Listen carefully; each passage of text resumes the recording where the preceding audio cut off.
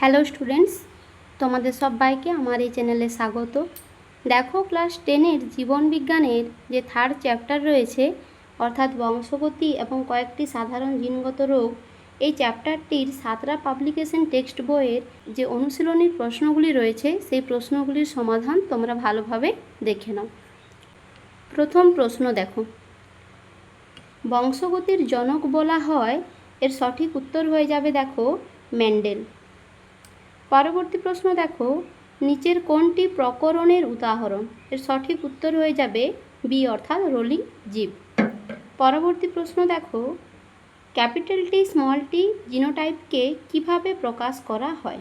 দেখো এখানে capital T small tea এই জিনোটাইপটিকে সংকর লম্বা বলা হয়। পরবর্তী প্রশ্ন দেখো, একটি সংকর দীর্ঘ অর্থাৎ ক্যাপিটাল টি স্মল টি এবং বিশুদ্ধ খর্ব অর্থাৎ স্মল টি মটর গাছের পরাগ মিলনে যে বীজ পাওয়া যায় তার থেকে উৎপন্ন মটর গাছগুলি হবে, দেখো এখানে সঠিক উত্তর হয়ে যাবে 50% দীর্ঘ এবং 50% খর্ব। পরবর্তী প্রশ্ন দেখো, হিমোফিলিয়া বাহক মাতা ও স্বাভাবিক পিতার কন্যা সন্তানদের হিমোফিলিয়া আক্রান্ত হওয়ার সম্ভাবনা হলো। মাধ্যমিক 2017-তে দেখো পড়েছে, এর সঠিক উত্তর হয়ে যাবে দেখো 0%। কারণ মেয়েরা বড়জোর হিমোফিলিয়া বাহক হতে পারে কিন্তু আক্রান্ত হবে না, তাই এর সঠিক উত্তর হয়ে যাবে 0%। পরবর্তী প্রশ্ন দেখো, দুটি সংকর কালো গিনিপিগের মধ্যে সংকরায়ন ঘটানো হলে প্রথম অপত্য জনুতে অর্থাৎ F1-এ সংকর কালো গিনিপিগ কতগুলি হবে? দেখো এর সঠিক উত্তর হয়ে যাবে 50% অর্থাৎ পি। পরবর্তী প্রশ্ন দেখো, স্ত্রীলোকের লিঙ্গ নির্ধারক ক্রোমোজোম কোনটি? সঠিক উত্তর হয়ে যাবে XX। পরবর্তী প্রশ্ন দেখো, ক্রোমোজোমে জিনের যে স্থান নির্দিষ্ট থাকে তাকে বলা হয়, এর সঠিক উত্তর হয়ে যাবে লোকাস।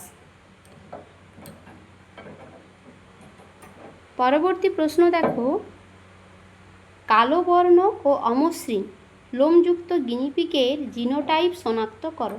দেখো এটিও তোমাদের মাধ্যমিক 2020-তে পড়েছে। দেখো কালো বর্ণ বলেছে, এর সঠিক উত্তর হয়ে যাবে অপশান এ। দেখো এখানে ক্যাপিটাল বি হলো কালো এবং ক্যাপিটাল আর যেটি হলো অমসৃণ রাব। পরবর্তী প্রশ্ন দেখো, মেন্ডেল নির্বাচিত মটর গাছের মোট কত জোড়া বৈশিষ্ট্য ছিল?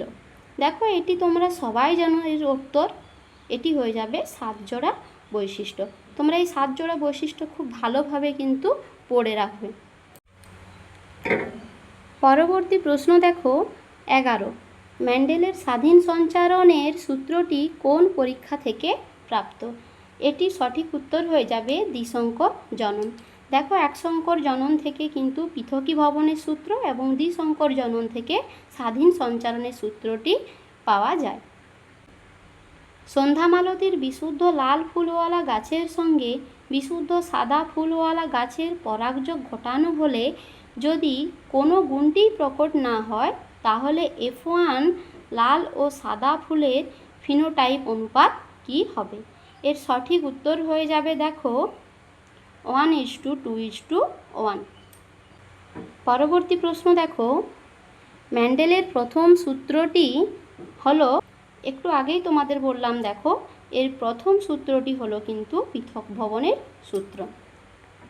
পরবর্তী প্রশ্ন দেখো, ক্রোমোজোমের যে নির্দিষ্ট স্থানে জিন অবস্থান করে তাকে বলা হয় লোকাস অর্থাৎ অপশান এ। পরবর্তী প্রশ্ন দেখো, হিমোফিলিক পুত্র ও স্বাভাবিক কন্যা রয়েছে এমন পিতামাতার সম্ভাব্য জিনোটাইপ কি কি হতে পারে? দেখো এটিও কিন্তু তোমাদের মাধ্যমিক 2020-তে কিন্তু পড়েছে। এর সঠিক উত্তর হয়ে যাবে দেখো অপশান ডি। পরবর্তী প্রশ্ন দেখো, নিচের কোন দুটি জিনোটাইপ মটর গাছের কুঞ্চিত হলুদ ফিনোটাইপের জন্য দায়ী তা বাছাই করো। দেখো এর সঠিক উত্তর হয়ে যাবে অপশান ডি। ভালো করে দেখো এখানে কিন্তু বলেছে কুঞ্চিত হলুদ, তাহলে অবশ্যই স্মল আর থাকবে এবং দেখো এখানে কিন্তু হলুদ বলেছে তাই ক্যাপিটাল ওয়াই থাকবে। পরবর্তী প্রশ্ন দেখো, মেন্ডেলের 7 জোড়া বিপরীতধর্মী বৈশিষ্ট্যের মধ্যে কোনটি প্রকট গুণ ছিল? দেখো এখানে কিন্তু প্রকট গুণ বলেছে, তাহলে প্রকট গুণ দেখো কিন্তু বেগুনি ফুল। তোমরা কিন্তু এই 7 জোড়া বৈশিষ্ট্য খুব ভালোভাবে পড়ে রাখবে, এখান থেকে কিন্তু তোমাদের পরীক্ষাতে প্রশ্ন আসেই। আচ্ছা, পরবর্তী প্রশ্ন দেখো, মটর গাছের নিম্নলিখিত বৈশিষ্ট্যগুলির মধ্যে প্রচ্ছন্ন বৈশিষ্ট্যটি হলো, দেখো এর সঠিক উত্তর হয়ে যাবে, দেখো এখানে কিন্তু প্রকট বৈশিষ্ট্য বলেছিল, এখানে কিন্তু বলেছে প্রচ্ছন্ন। এটিও দেখো তোমাদের মাধ্যমিক 2017-তে পড়েছে। এর সঠিক উত্তর হয়ে যাবে দেখো কুঞ্চিত বীজ।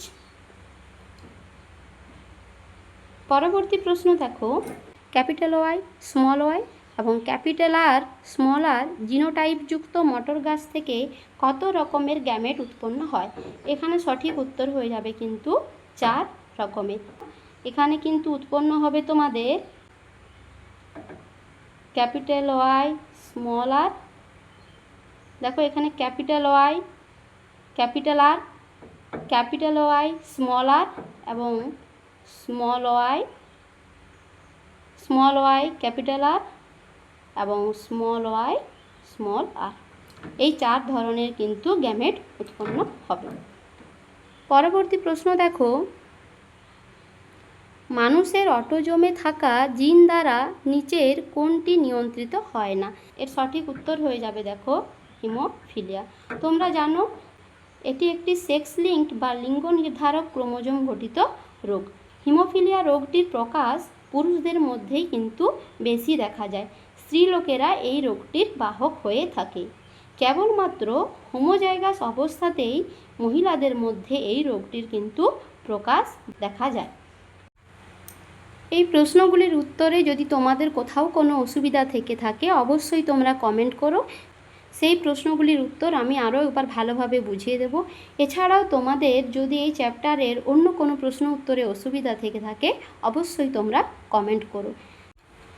দেখো এই সাঁতরা বইটি ছাড়াও বাণী সংসদ যে টেক্সট বইটি তোমাদের রয়েছে, সেই টেক্সট বইয়েরও এই চ্যাপ্টারের যে অনুশীলনী প্রশ্নগুলি রয়েছে সেই প্রশ্নগুলির সমাধান করে দেওয়া আছে। যারা তোমরা এখনও ভিডিওটি দেখোনি অবশ্যই তোমরা ভিডিওটি দেখে নিও, চ্যানেলটি সাবস্ক্রাইব করে অবশ্যই পাশে থেকো যাতে পরবর্তী ভিডিওটি তোমাদের কাছে পৌঁছে যায়। Thank you.